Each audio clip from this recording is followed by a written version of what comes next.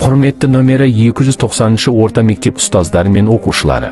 Сіздерді 9 желтоқсан күні сағат 12:30-да өтетін Мәңгілік ел құндылықтары, тарих, мәдениет және тіл тұтастығы атты қоғамдық-гуманитарлық пәндер апталығының ашылу салтанатына шақырамыз.